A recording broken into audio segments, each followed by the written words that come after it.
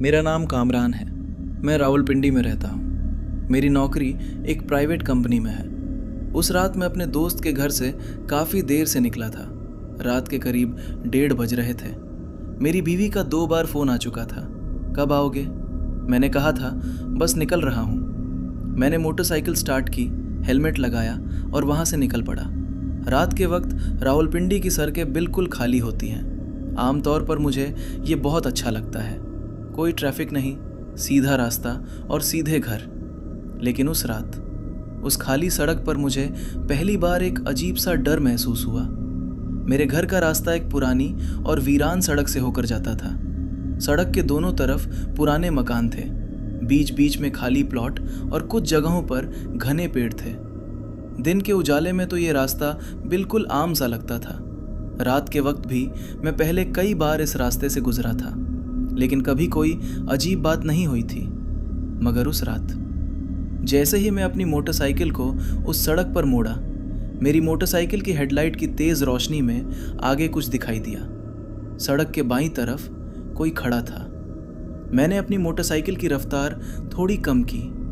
काले कपड़े, लंबा कद और झुका हुआ सर, वो सड़क के बिल्कुल किनारे खड़ा था। मैंने सोचा कि शायद कोई देर से अपने घर लौट रहा होगा, लेकिन जब मैं उसके पास से गुजरा तो मैंने एक पल के लिए उसकी तरफ देखा। उसका चेहरा नीचे झुका हुआ था, मगर जिस बात ने मेरे रोंगटे खड़े कर दिए वो ये थी कि रात के इस 1:30 बजे उस शख्स के पैरों में कोई जूता या चप्पल नहीं थी। वो कंक्रीट और पत्थरों वाली ठंडी सड़क पर बिल्कुल नंगे पैर खड़ा था। मैं आगे निकल गया। दिल में एक अजीब सी घबराहट हुई, लेकिन मैंने खुद को समझाया कि कोई बात नहीं, मुझे बस अपने घर पहुंचना है। मैं मुश्किल से 2 मिनट और आगे बढ़ा होऊंगा, तभी पीछे से एक आवाज़ आई। तेज़ चलती हवा के शोर की वजह से वो आवाज़ बहुत धुंधली सुनाई दे रही थी, लेकिन वो आवाज़ साफ तौर पर थी। किसी ने पुकारा था, मेरा नाम लिया था। मैंने मोटरसाइकिल की रफ्तार धीमी की और पीछे मुड़कर देखा। पीछे पूरी सड़क बिल्कुल खाली पड़ी थी। वो शख्स वहाँ नहीं था। मैंने सोचा शायद मेरा वहम होगा, हवा का कोई झोंका होगा या कोई गलतफहमी हुई होगी। मैंने फिर से गाड़ी आगे बढ़ाई और तभी बिल्कुल मेरे कान के पास, इतना नज़दीक कि उसकी ठंडी सांसें मुझे अपनी गर्दन पर महसूस हुई, एक भयानक आवाज़ आई, रुको। मैंने घबराकर फौरन ब्रेक लगाई। मेरी मोटरसाइकिल रुकी और मैंने झटके से पीछे मुड़कर देखा। मोटरसाइकिल की पिछली सीट बिल्कुल खाली थी, लेकिन पिछली सीट का जो लेदर कवर था वो साफ दबा हुआ था, जैसे कोई अभी अभी वहां से उठकर उतरा हो। खौफ के मारे मेरे पूरे जिस्म से एक ठंडी लहर गुजर गई और तभी सड़क पर मेरी मोटरसाइकिल की हेडलाइट की तेज रोशनी में वही शख्स फिर से दिखाई दिया, लेकिन इस बार पीछे नहीं बल्कि मेरे बिल्कुल सामने। मुझसे महज 15 फीट के फासले पर वो चुपचाप खड़ा था और इस बार उसने अपना सर ऊपर उठा लिया था। हेडलाइट की सीधी रोशनी उसके डरावने चेहरे पर पड़ रही थी। दोस्तों, वैसा भयानक चेहरा मैंने अपनी पूरी जिंदगी में पहले कभी नहीं देखा था और अल्लाह करे कि ऐसा मंजर मैं आगे कभी ना देखूं। उसके चेहरे पर नाक थी, मुंह था, सब कुछ था, लेकिन उसकी आंखें बिल्कुल उल्टी थीं। काली पुतलियां ऊपर की तरफ चढ़ी हुई थीं और आंखों में सिर्फ डरावनी सफेदी दिख रही थी। और सबसे भयानक बात, वो मुस्कुरा रहा था, एक ऐसी लंबी और खींची हुई मुस्कुराहट जो किसी भी तरह से इंसानी नहीं लग रही थी। डर के मारे मेरे मुंह से चीख तक नहीं निकल सकी, लेकिन घबराहट में मेरे हाथ ने खुद ब खुद एक्सीलेटर खींच दिया। मोटरसाइकिल पूरी ताकत से आगे बढ़ी। मैंने सीधे उसे टक्कर मारी, या कम से कम मुझे महसूस हुआ कि टक्कर हुई है, लेकिन वहां किसी चीज के होने का कोई एहसास ही नहीं हुआ, जैसे वो शख्स सिर्फ हवा का एक साया था। मैं बिना रुके अपनी मोटरसाइकिल भगाता रहा। रफ्तार 60, 70, 80 की हो चुकी थी।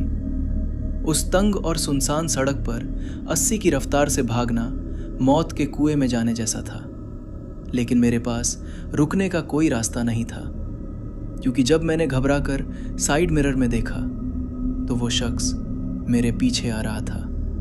वो सड़क पर दौड़ रहा था, मेरी मोटरसाइकिल के ठीक पीछे, उसी 80 की रफ्तार से, बिना किसी मेहनत या थकावट के।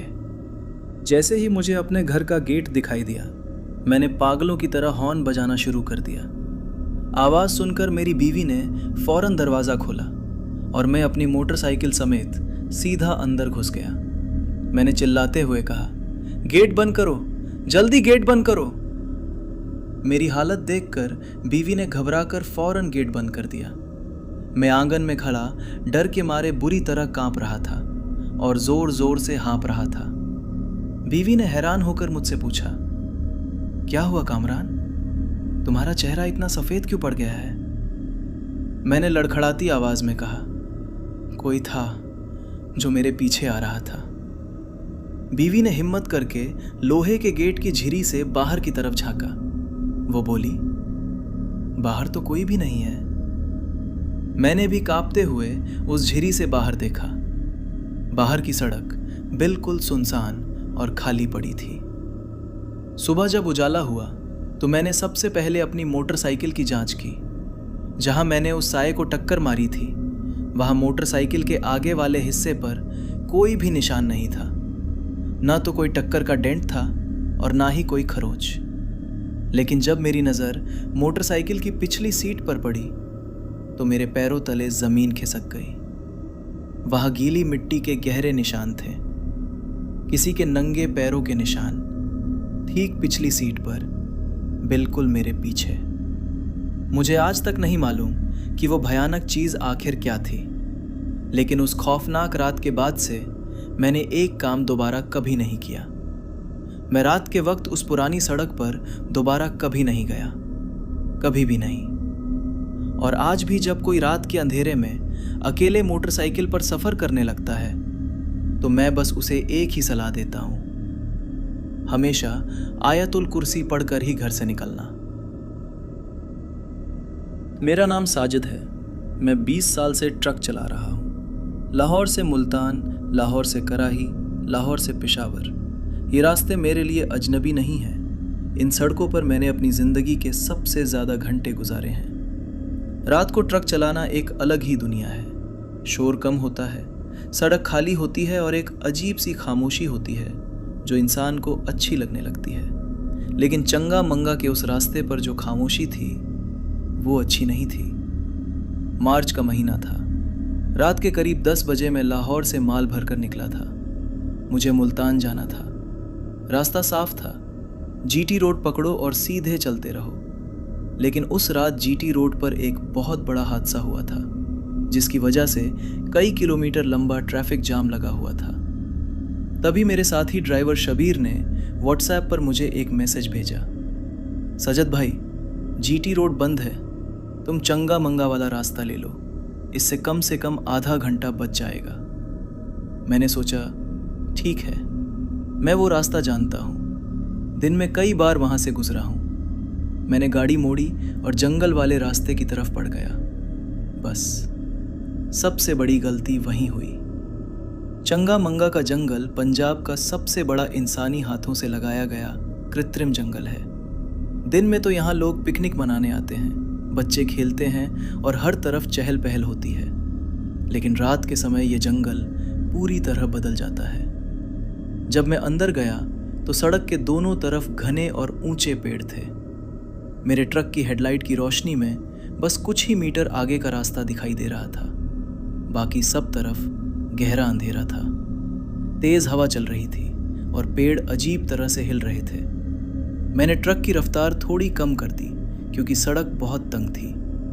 मुझे चलते हुए मुश्किल से 10 मिनट हुए होंगे। तभी मेरे जीपीएस ने काम करना बंद कर दिया। स्क्रीन पर बस एक मैसेज लिखा हुआ आ रहा था, सिग्नल लास्ट। मैंने अपना मोबाइल उठाकर देखा, वहाँ कोई नेटवर्क नहीं था, एक सिग्नल की डंडी भी नहीं थी। मैंने सोचा कि थोड़ा आगे जाता हूँ, जैसे ही जंगल से बाहर निकलूंगा नेटवर्क वापस आ जाएगा। लेकिन मैं आगे बढ़ता रहा और जंगल खत्म होने का नाम ही नहीं ले रहा था। 20 मिनट हो गए, वही घना जंगल। 30 मिनट हो गए, फिर भी वही जंगल। तभी मुझे अचानक यह महसूस हुआ कि मैं एक ही सड़क पर गोल गोल घूम रहा हूँ। सड़क के किनारे एक टूटा हुआ पेड़ था। मैंने उसे पहचान लिया। ठीक 15 मिनट पहले मैं इसी टूटे हुए पेड़ के पास से गुजरा था। मैंने घबराकर ट्रक रोक दिया। बाहर पूरी तरह से सन्नाटा था। एक ऐसी खामोशी जो बिल्कुल भी प्राकृतिक नहीं लग रही थी। आमतौर पर जंगल में हमेशा कोई ना कोई आवाज़ होती है, चाहे वो जानवरों की हो, परिंदों की हो या हवा की सरसराहट। लेकिन उस वक्त वहाँ कुछ भी नहीं था, बिल्कुल सन्नाटा। मैं चुपचाप ट्रक के केबिन में बैठा था। मोबाइल में कोई सिग्नल नहीं था और जीपीआई भी पूरी तरह बंद था। मैंने डर के मारे ट्रक का इंजन बंद नहीं किया, उसे चालू ही रहने दिया। तभी अचानक ट्रक के पिछले हिस्से से एक आवाज आई, सिर्फ एक बार, थप, जैसे कोई भारी चीज ऊपर लदे हुए माल पर गिरी हो। मैंने खुद को तसल्ली दी कि शायद कोई जंगली जानवर होगा जिसने ऊपर छलांग लगाई होगी। लेकिन तभी दोबारा आवाज आई, थप। इस बार वो आवाज किसी जानवर की नहीं थी। ऐसा लग रहा था जैसे कोई ट्रक की छत पर चल रहा हो। 1 कदम, 2 कदम, 3 कदम। डर के मारे मेरे हाथ स्टीयरिंग व्हील पर कस गए।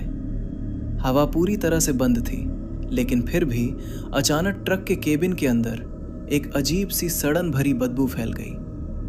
वो किसी सूखी या सड़ी हुई लकड़ी की बदबू नहीं थी, वो किसी मांस के सड़ने जैसी बदबू थी, जैसे कोई पुराना, गीला और सड़ा हुआ मांस हो। बदबू इतनी तेज थी कि मेरा दम घुटने लगा। मैंने जल्दी से ट्रक की खिड़की का शीशा पूरी तरह बंद कर दिया, लेकिन वो बदबू फिर भी अंदर आती रही। और ट्रक की छत पर वो चलने की आवाजें, वो अब भी लगातार आ रही थी, बहुत धीरे धीरे और एक खास ताल में, जैसे कोई आराम से ऊपर टहल रहा हो। मैंने घबराहट में ट्रक के साइड मिरर चेक किए। बाईं तरफ देखा, सिर्फ घने पेड़ थे। दाईं तरफ देखा, वहां भी सिर्फ पेड़ थे। पीछे देखा, केवल गहरा अंधेरा था। लेकिन जैसे ही मेरी नज़र ट्रक के केबिन के अंदर लगे रियर व्यू मिरर, अंदर वाले शीशे पर पड़ी, मेरे रोंगटे खड़े हो गए। उस आईने में पीछे वाली सीट पर एक शख्स बैठा हुआ था। एक बूढ़ा आदमी, फटे पुराने कपड़े पहने हुए, अपना सिर नीचे झुकाए बैठा था। मैं डर के मारे तुरंत पीछे पलटा, लेकिन पीछे की सीट बिल्कुल खाली थी, वहां कोई नहीं था। मैंने दोबारा आईने में देखा।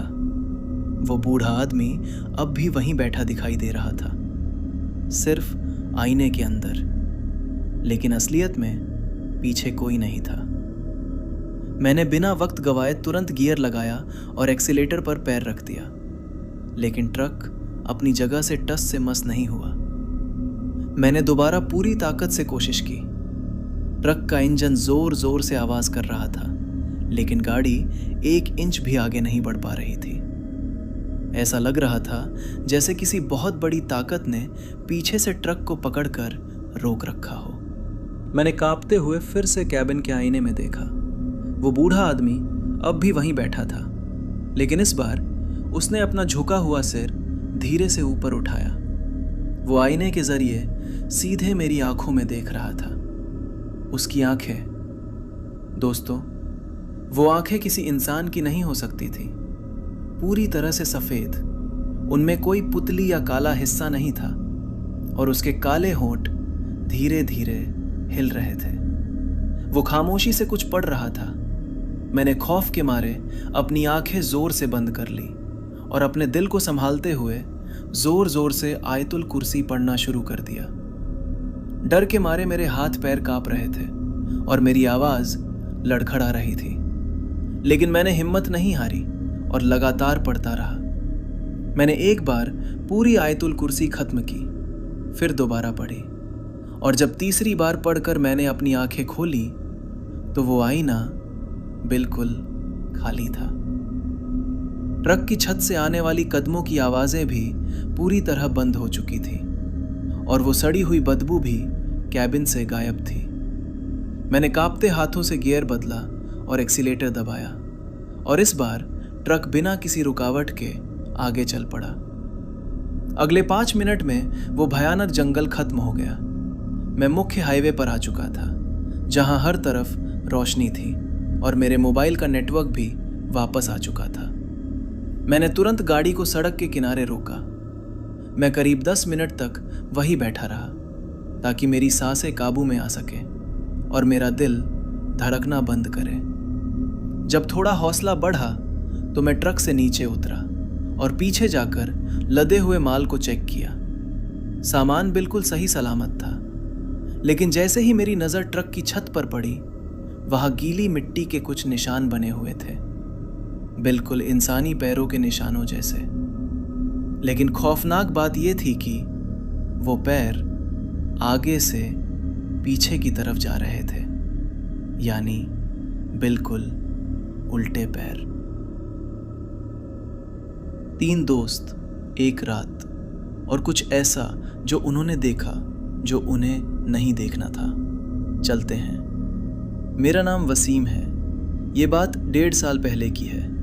उस वक्त मैं इस्लामाबाद में रहता था। मेरे 2 दोस्त थे, तारिक और देशान। तारिक बहुत ज़्यादा बातें करता था, हर वक्त कोई ना कोई आइडिया होता था उसके पास। देशान खामोश तबीयत का था, कम बोलता था, लेकिन जब बोलता था तो काम की बात करता था। अगस्त का महीना था। रात के 11 बज रहे थे जब तारिक ने व्हाट्सएप पर मैसेज किया, यार मार्गले चलते हैं, रात को ट्रिल पर जाएंगे, मज़ा आएगा। देशान ने लिखा, रात को? तारिक ने लिखा, हाँ यार, दिन में क्या करना है, रात को ठंडक होती है, चांद भी निकला हुआ है। मैंने सोचा कोई बात नहीं, मार्गला गए हैं पहले भी, रास्ता मालूम है। मैंने लिखा, ठीक है। काश मैंने न लिखा होता।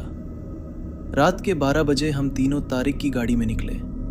इस्लामाबाद की सड़कें रात को खाली हो जाती हैं। मार्गला की तरफ जाते हुए शहर की रोशनियां पीछे छूटती गईं और आगे पहाड़ का अंधेरा बढ़ता गया। ट्रिल 3 की पार्किंग पर पहुंचे तो वहां कोई गाड़ी नहीं थी, बिल्कुल खाली। तारिक ने गाड़ी रोकी, हम उतरे। ऊपर चांद था, लेकिन बादल भी थे, कभी रोशनी कभी अंधेरा। देशान ने कहा, यार यहाँ कोई नहीं है। तारिक ने कहा, इसीलिए तो आए हैं, चलो। हम ट्रिल पर चल पड़े। शुरू में सब ठीक था। पहाड़ की ठंडी हवा थी, दरख्तों की सरसराहट थी, नीचे इस्लामाबाद की रोशनियां दिख रही थीं। हम हंसते हुए ऊपर चढ़ रहे थे। कोई 20-25 मिनट चले होंगे, तब मुझे पहली बार कुछ अजीब लगा। एक आवाज़, ट्रेल से हटकर दाईं तरफ जंगल में से। पहले लगा हवा होगी, फिर आवाज़ दोबारा आई। इस बार साफ थी, कदमों की आवाज़, दरख्तों में, हमारे साथ साथ चलने की आवाज़। मैं रुक गया। तारिक ने कहा, क्या हुआ? मैंने कहा, दाईं तरफ सुनो। हम तीनों खामोश हो गए। दरख्तों में कुछ नहीं था। तारिक ने कहा, जानवर होगा, लोमड़ी या बंदर, चलो। हम आगे बढ़े और वो आवाज़ें फिर शुरू हो गईं। इस बार मैंने गौर से सुना। ये जानवर के कदम नहीं थे, ये इंसानी कदमों की आवाज़ थी। 2 पाँव हमारे साथ साथ दरख्तों के अंदर से। दिशान ने अपने मोबाइल की टॉर्च दाईं तरफ मारी। दरख्तों के अंदर रोशनी पड़ी। एक लम्हे के लिए, बस एक लम्हे के लिए कुछ दिखा, सफ़ेद रंग का, दरख्त के पीछे। दिशान ने टॉर्च दोबारा मारी। कुछ नहीं था, लेकिन हम तीनों ने देखा था। तारिक की आवाज़ बदल गई, यार वो क्या था? दिशान ने कहा, वापस चलते हैं। तारिक ने कहा, रुको यार, शायद कोई और हाइकर हो। मैंने कहा, तारिक, रात के 1 बजे कौन अकेला जंगल में ट्रेल से हटकर चलता है? कोई जवाब नहीं था। हम वापस मुड़े, नीचे उतरने लगे और वो आवाज़ें वो कदमों की आवाज़ें अब भी आ रही थीं, लेकिन अब वो पीछे से आ रही थीं, हमारे पीछे। तारिक ने कहा, तेज़ चलो। हम तेज़ चलने लगे। कदमों की आवाज़ें भी तेज़ हो गईं। दिशान ने पीछे मुड़कर टॉर्च मारी। ट्रेल खाली थी, लेकिन आवाज़ें आ रही थीं, जैसे कोई हो लेकिन दिखे ना। तारिक ने कहा, भागो, और हम भागे। भागते हुए नीचे आए, पार्किंग पर पहुंचे, गाड़ी में घुसे, दरवाजे बंद किए। तारिक ने फौरन गाड़ी स्टार्ट की। हम तीनों की सांसें तेज थीं। दिशान ने कहा, वो क्या था? कोई नहीं बोला। तारिक ने गाड़ी आगे बढ़ाई और तभी गाड़ी की हेडलाइट में सामने सड़क पर वही सफ़ेद चीज़ दिखी, खड़ी थी सड़क के बीच में। तारिक ने फौरन ब्रेक लगाई। हेडलाइट की रोशनी में वो साफ दिख रहा था। एक आदमी था, लंबा, सफ़ेद कपड़े, सिर झुका हुआ, सड़क के बीच में खड़ा था। तारिक ने हॉर्न बजाया, वो नहीं हिला। दिशान ने कहा, यार गाड़ी पीछे करो। तारिक ने कहा, हाँ।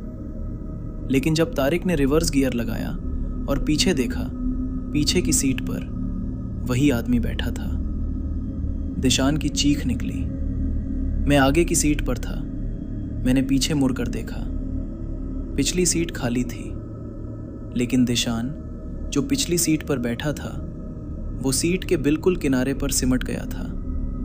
उसका चेहरा सफ़ेद पड़ गया था। उसने कहा, मैंने देखा, वो यहाँ था, मेरे बिल्कुल बराबर में। तारिक ने गाड़ी आगे बढ़ाई। सामने सड़क खाली थी। वो आदमी गायब था। हम बिना रुके सीधे घर आ गए। अगली सुबह मैंने मारगल्ला के बारे में इंटरनेट पर सर्च किया और एक पुराना आर्टिकल मिला। उसमें लिखा था, ट्रेल 3 के ऊपर 1980 की दहाई में एक आदमी लापता हुआ था। न लाश मिली, न उसका कोई निशान, बस गायब हो गया, रात को, अकेले, उसी ट्रेल पर। मैंने वो आर्टिकल दिशान को भेजा। उसने पढ़ा और फिर काफ़ी देर तक कोई जवाब नहीं आया। जब आया तो बस इतना लिखा था, यार इस टॉपिक को छोड़ो। मैंने पूछा, क्यों? उसने लिखा, क्योंकि कल रात जब वो मेरे पास बैठा था, उसने कुछ कहा था। मैंने लिखा, क्या? बहुत देर तक कोई जवाब नहीं आया। फिर दिशान का मैसेज आया। उसने कहा, तुम मेरे साथ क्यों नहीं रहे? मुझे आज भी नहीं पता वो कौन था, वो हमसे क्या चाहता था। लेकिन एक बात पता है, दिशान उस रात के बाद से रात को घर से बाहर नहीं निकला। और मारगल्ला की वो तस्वीर जो तारिक ने ट्रेल पर ली थी, उसमें हम 3 नहीं 4 लोग हैं। मैं हूं आपका अहमद। ये थी अहमद मिडनाइट टेल्स। वीडियो को लाइक करें, चैनल को सब्सक्राइब करें और बेल आइकन को ज़रूर दबाएं। और याद रखें, अगर रात के सन्नाटे में अकेले सफ़र कर रहे हों तो कभी भी पीछे मुड़कर मत देखना।